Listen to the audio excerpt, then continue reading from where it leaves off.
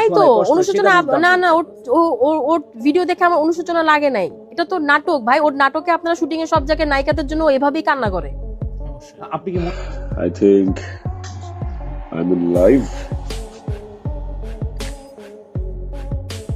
ঘুম থেকে উঠে নাক টেনে টেনে কান্নার মিথ্যে অভিনয় করে ফেসে গেল জাহের আলভি। আলভির লাইভ ভিডিওটি দেখে তুলোধনা করছে নেটিজেনরা। ভিকটিম কার্ড প্লে করেছে আলভি। নকল কান্নার অভিনয় করে নাক টেনে টেনে তিনি মুখস্থ কথা বলে গেছেন, তা ভিডিওতে স্পষ্ট।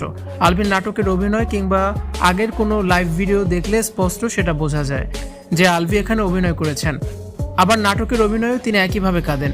ইকরার বান্ধবী আলভিকে তুলোধনা করেছেন। তিনি বলেন, আলভি বলছে রিজিককে ভালো একটি জীবন দেবে, রিজিকের ভালো বাবা হবে। যে কথা হাস্যকর, স্ত্রীকে সুখ দিতে পারেনি, ভালো স্বামী হতে পারেনি, সে কিভাবে ভালো বাবা হতে পারে? 2 দিন পর সে ঠিকই আরেকটা বিয়ে করবে। দিনের পর দিন ইকরাকে ঠকিয়েছে আলভি। তিথির সাথে নাটকের সেটে একই রুমে দরজা বন্ধ করে ঘন্টার পর ঘন্টা কাটিয়েছে আলভি।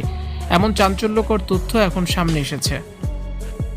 মুখস্থ স্ক্রিপ্ট লিখে ভিডিও বানিয়েছে আলভি। অসংখ্যবার ভিডিওটি এডিট করা হয়েছে। তবে অবাক করার কথা, যেই তিথিকে নিয়ে আলভিকে নিয়ে এত সমালোচনা, এত প্রশ্ন, সেই তিথি আলভির কাছে এখন ভালো হয়ে গেছেন। তিথির কাছে আলভি মানসিক শান্তি পায়। আর ইকরা শুরু থেকেই নাকি তার জীবনে যন্ত্রণা দিয়েছে। তাদের সম্পর্ক টক্সিক একটি সম্পর্ক ছিল। যে স্ত্রীকে শেষবার দেখতে আসতে পারে না, সে যত যাই বলুক সে যে দোষী, এই সত্য কোনোভাবেই লুকানো সম্ভব না। ভিডিওতে রিজিকের কথা বলে সিম্প্যাথি পেতে চেয়েছে আলভি, কিন্তু মা ছাড়া একটা সন্তান কত কষ্ট নিয়ে বড় হয় যা আলভির জানা নেই। নাটক করে ফেসে গেছে আলভি। ভিউয়ার্স, আলভির এই মিথ্যে কান্না দেখে আপনাদের কি মতামত অবশ্যই কমেন্টস করে জানিয়ে দিন।